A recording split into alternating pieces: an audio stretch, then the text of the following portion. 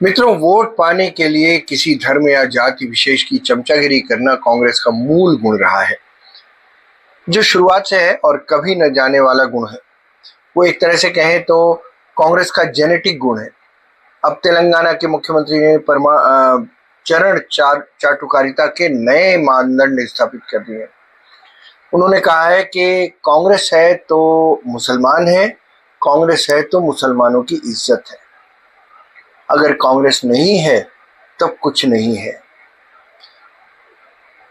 ये वही टोन है जिसमें बहुत साल पहले डी.के. बरुआ ने कहा था, कांग्रेस के नेता हैं, डी.के. बरुआ ने कहा था, Indira is India, India is Indira.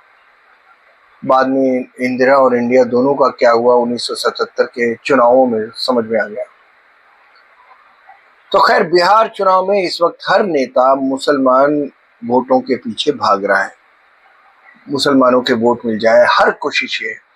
तेजस्वी हो या राहुल गांधी, सारी पार्टियां मुसलमानों के वोट लेने के लिए सब कुछ करने को तैयार है। ओवैसी और तेजस्वी के बीच चल रही थी जो जुबानी जंग, जुबान काटने की धमकी तक आ गई। लेकिन कांग्रेस अब इस रेस में सबसे आगे निकल गई है। कांग्रेस ने कल वो कह दिया जिसकी उम्मीद मुसलमानों को भी नहीं थी।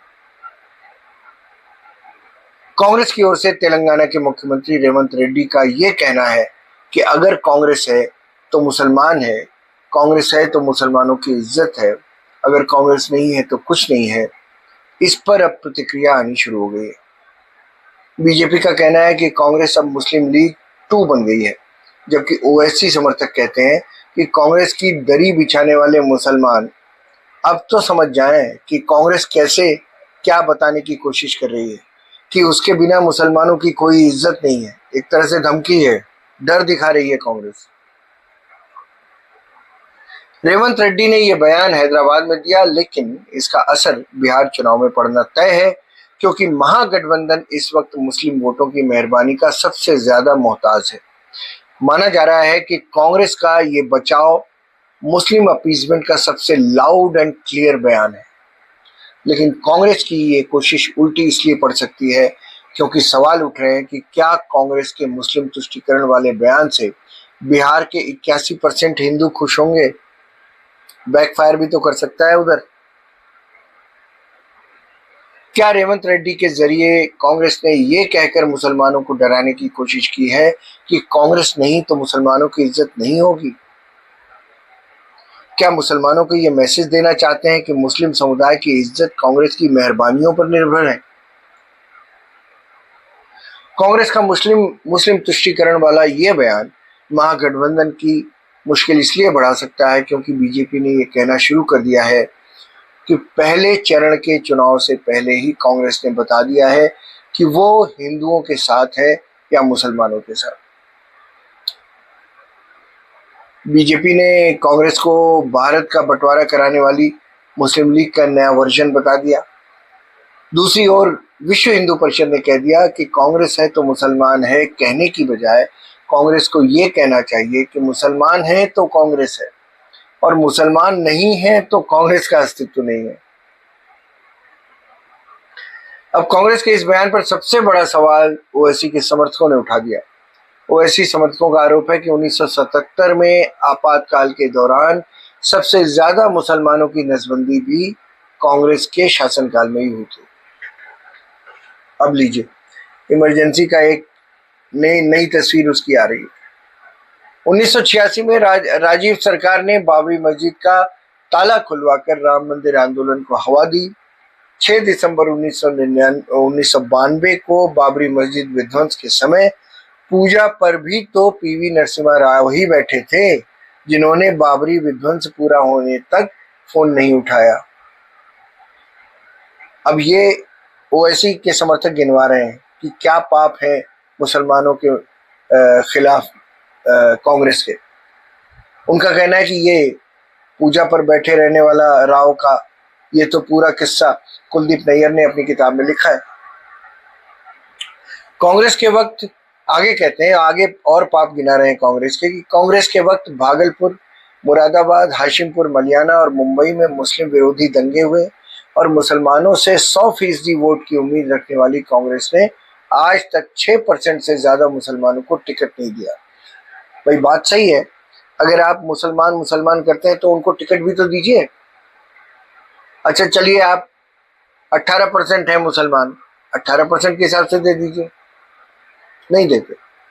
इसीलिए दोस्तों मुझे लगता है कि जितनी भी पार्टियां हैं, जितनी रीजनल पार्टियां, आरजेडी, समाजवादी पार्टी, कांग्रेस तो है ही है, ये सारी, इन लोगों ने जब से ये अस्तित्व में आए हैं, इन्होंने मुसलमानों को ठगा है। ये कभी नहीं चाहते कि मुसलमान अंधेरे से बाहर आए, उजाले की ओर, उनके बच्चे पढ़े लिखे, उनके बच्चे इंजीनियर डॉक्टर बने, ये कभी नहीं चाहते। क्योंकि अगर वो बच्चे पढ़ लिख कर इंजीनियर डॉक्टर बनेंगे तो अपने दिमाग से सोचेंगे, और इन्हें वो मुसलमान चाहिए नहीं। तो इसका आगे भी गिनाते हैं वो इनके पाप। कहते हैं कि इसके अलावा मनमोहन सरकार में 2006 में सच्चर कमेटी की रिपोर्ट आई थी, जिसमें मुसलमानों की हालत दलितों से भी बदतर बताई गई थी, लेकिन कांग्रेस की किसी भी सरकार ने सच्चर कमेटी की रिपोर्ट को पूर्ण रूप से लागू नहीं किया। जबकि इसी रिपोर्ट में बताया गया था कि 14 साल की उम्र से छोटे 1/4 मुस्लिम बच्चे या तो स्कूल जा नहीं पाते, या तो बीच में ही पढ़ाई छोड़ देते। तो सिर्फ 50% मुसलमान बच्चे ही मिडिल स्कूल यानी 8वीं क्लास तक की पढ़ाई पूरी कर पाते हैं। शहरी इलाकों में स्कूल जाने वाले मुस्लिम बच्चों का प्रतिशत दलित और अनुसूचित जनजातियों के बच्चों से भी कम है। शहरी इलाकों में 60% मुस्लिम बच्चे स्कूलों का मुंह तक नहीं देख पाते। सरकारी नौकरियों में तो मुस्लिम समुदाय का प्रतिनिधित्व केवल 4.9% है, इसमें भी ज्यादातर निचले पदों पर है। हायर जो सर्विसेज हैं, जैसे IAS, IFS और IPS जैसी सेवाओं में उनकी भागीदारी सिर्फ 3.2% है। इसके अलावा ग्रामीण इलाकों में 62.2% मुस्लिम आबादी के पास कोई जमीन ही नहीं है। और वक्फ के पास कितनी जमीन है जरा देख लीजिए। डिफेंस और रेलवे के बाद सबसे ज्यादा वक्फ के पास जमीन है, लेकिन मुसलमानों के पास कोई जमीन नहीं। और मुसलमानों की हालत उसी कांग्रेस पार्टी के शासन में थी जिसे रेवंत रेड्डी मुसलमानों की सबसे बड़ी हितैषी पार्टी बता रहे हैं। बीजेपी नेता शहजाद पूनावाला ने आरोप लगाया कि कांग्रेस पार्टी ने मुसलमान को वोट बैंक की दुकान समझकर इस्तेमाल किया। खैर मैं तो मानता हूं मित्रों, वो सबने किया, सारी पार्टियों ने किया। अब VHP के नेता भी कह रहे हैं, उन्होंने कहा कि रेवंत रेड्डी वोटों के लिए मुसलमानों को डराने का काम कर रहे हैं। तो अब रेवंत रेड्डी के बयान से कांग्रेस बिहार में हिट होगी या हिट विकेट, और इस बयान से कांग्रेस ओवैसी के वोट काट पाएगी या तेजस्वी के वोट काटेगी, ये देखना बाकी है। और ये सवाल इसलिए है क्योंकि बिहार में इस वक्त सबसे बड़ी लड़ाई 18% मुस्लिम वोटों की है, जिस पर कब्जे के लिए कांग्रेस कह रही है कि कांग्रेस है तो मुसलमान। तेजस्वी कह रहे हैं कि अगर मुसलमानों ने आरजेडी को वोट नहीं दिया तो बीजेपी आ जाएगी, डरा रहे हैं वो। ओवैसी की पार्टी कह रही है कि महागठबंधन में मुसलमान क्या सिर्फ दरी बिछाने के लिए है, और अगर मल्लाह का बेटा डिप्टी CM बन सकता है, मतलब 6% वाले का बेटा अगर डिप्टी CM बन सकता है, तो 18% वाले का बेटा, मोहम्मद का बेटा क्यों नहीं बन सकता? वाजिब बात है। यानी इस बात का AIMIM जिस तरह चुनाव प्रचार कर रही है और मुस्लिम को डिप्टी CM कैंडिडेट नहीं बनाने को मुद्दा बना रही है, उससे माना जा रहा है कि महागठबंधन की सबसे बड़ी ताकत यानी मुस्लिम वोटों में बंटवारा हो सकता है। मेरा ख्याल भी थोड़ा सा अलग है। मेरे ख्याल से सबने मिलकर मुसलमानों को लूटा है, वो इररिस्पेक्टिव ऑफ पार्टी। मुझे लगता है कि सब चाहते हैं। मुझे ध्यान आता है कि राजीव गांधी की जब सरकार थी और शाहबानो केस आया था और आरिफ मोहम्मद खान साहब तब मंत्री थे और उन्होंने अपना इस्तीफा दे दिया था, तो उनको कोने में ले जाकर नरसिम्हा राव ने, वो भी मंत्री थे, नरसिम्हा राव ने उनको समझाने की कोशिश की और कहा कि तुम क्यों इस पचड़े में फंस रहे हो। अगर मुसलमान अंधेरे कुएं में पड़ा रहना चाहता है तो तुम्हें उसे उजाले में लाने की क्या जरूरत है? तुम मंत्री हो, मौज करो। तो ये एटीट्यूड है। अंधेरे से उजाले में लाने के लिए चूंकि मेहनत पड़ती है, काम करना पड़ता है, बातें सुननी पड़ती हैं, इसलिए कोई करना नहीं चाहता। बाकी वक्फ पर कानून लगा दो या प्लेसेस ऑफ वर्शिप एक्ट लगा दो, ऐसी चीजें कांग्रेस ने हमेशा की जिसमें बस कलम से घिसाई हो। बस एक्चुअली मुसलमानों का फायदा हो रहा है नहीं हो रहा है उन्होंने कभी नहीं देखा। इस देश की यही